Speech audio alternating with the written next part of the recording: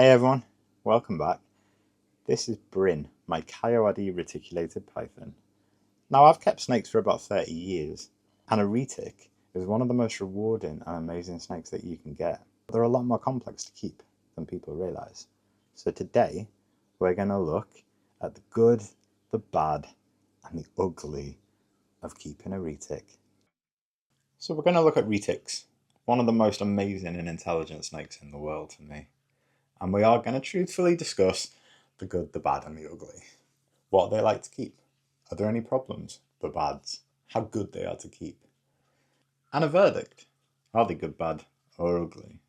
So when we talk about retics, we're talking about either an island locality, dwarf, super dwarf, or we're talking about a mainland. Now the dwarves and super dwarves, I'm not going to do the air quotes again, but the dwarves and the super dwarves come from islands off the mainland where their prey is smaller. They've had to adapt. They haven't got that giant prey. So over time, they've become smaller and they're a lot newer to the pet trade. They used to have a reputation for being more bitey, more aggressive. I think that's changed with a lot of captive breeding, and I think these guys are pretty freaking fantastic. But I'm not going to give away the verdict because there are some bads. And no matter how much research you do, no matter how prepared you are, there's a long list of responsibilities that come with keeping one of these snakes that could be with you for 25, 30 years. It's a very rewarding 25, 30 years, but it's a long responsibility and it's one that you need to take seriously. This isn't going to be a best pet video. I'm not going to give you a shopping list of things you might need. This is going to be an honest deep dive at whether keeping the retic is good, bad, or ugly. Let's start with what I consider to be the first good. These guys are up there with Crebos and Cobras, falsies, as very intelligent snakes. They recognise their keeper. You can tap train them, hook train them, whatever you want to call it. This guy has been tap trained with a hook, so he knows when it's playtime. He knows when it's time to come out. He just has a little gentle rub on the head with the snake hook, and he's good to go.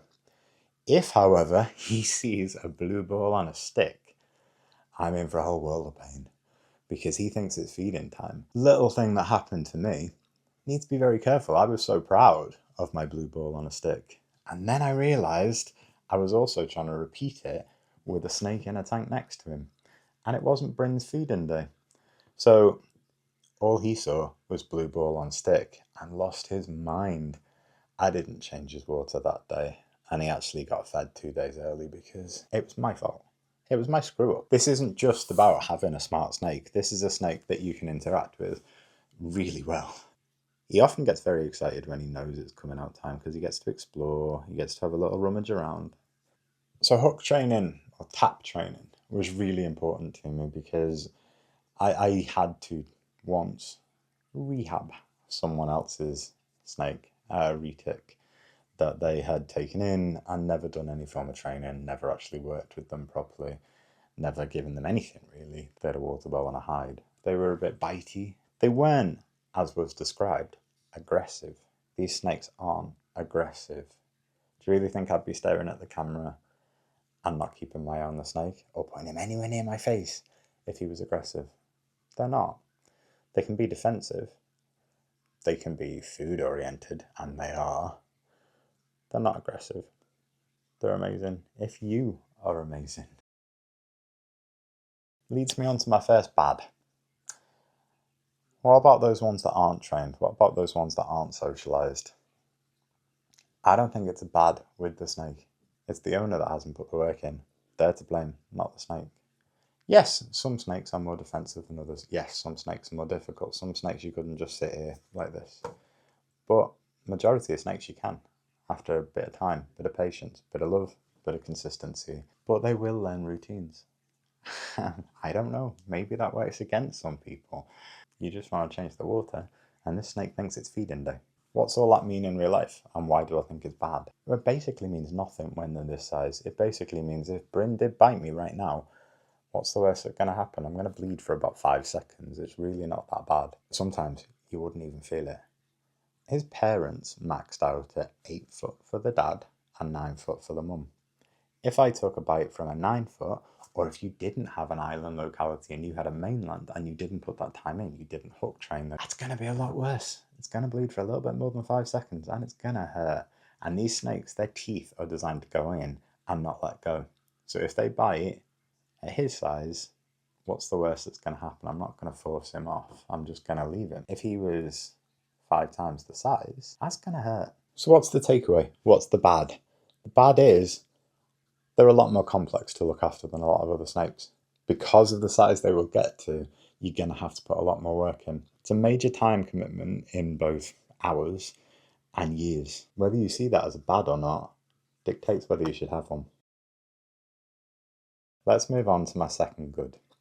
Now, there's a very famous reptile YouTuber who uses the phrase eats like a boa. I would argue eats like a retic is just as relevant. These guys can be, for a lot of snake keepers, the best garbage disposal we have. So when any of my other snakes have refused a meal, the retic doesn't. He can be deep in shed. He can be in the foulest of moods, the loveliest of moods. If he sees that blue ball or he gets that sniff of something defrosting, he's all over it. So on the rare occasion that one of my other snakes will refuse a meal, Bryn will happily eat it up. I am a bit limited. I can't, at his size, give him the food that I would give to my adult carpet python, my adult boa. However, I will be able to when he's a bit bigger. And that's great. So when one of your other snakes decides, I'm not eating this week because I don't like the colour of my rat's fur, or I might shed in a fortnight, so not going to bother, he'll happily gobble it up. And that makes feeding day simple and frankly a huge relief. So to me, a good. It's time for my second bad. And you're going to notice a pattern. The bad isn't about the snake. It's about some breeders. It's about some pet shops. It's about some sellers of reticulated pythons that will sell a dwarf or a super dwarf that isn't. It's either a very low percentage cross or it's a mainland. And that happens more than you think. You can keep this snake small by feeding it less, feeding it smaller prey. But now that the marketing terms dwarf and super dwarf are everywhere, there are sellers out there who will tell you it's a dwarf, tell you it's a super dwarf. It's neither. It's a mainland. They don't care. They made their money. If anything, if you're being sold it for quite cheap, it's a mainland. The dwarves and the super dwarves generally will attract a higher price tag. So I need you, begging you, do a bit of research. If you're in the UK, there's some very reputable breeders. If you're in the US, obviously there's Reach Out Reptiles. There's other breeders as well that I'm probably not as familiar with. But they're out there and they're good and they're reliable. Don't fall for someone selling you a dwarf that turns out to be a mainland unless you're prepared and ready and willing to take that on at their size. A good breeder is worth their weight in gold and they'll support you from the get-go. They'll support you all the way through. Ask questions. Ask to see the breeding pair that produced your snake. And in that case, you know you're getting the species that you want. If you want a mainland and you're being sold a mainland, go for it. Although I think you'd probably be just as disappointed if you ended up with a super dwarf. The nightmare stories are out there. There's people who thought they were getting an 8-foot snake, thought they could handle it, ended up getting a 20. Be careful. Let's talk about the ugly. Let's talk about the poo and the wee. A little outtake from earlier in this video. I don't know if I actually caught it on camera, but I caught my reaction. Insert here.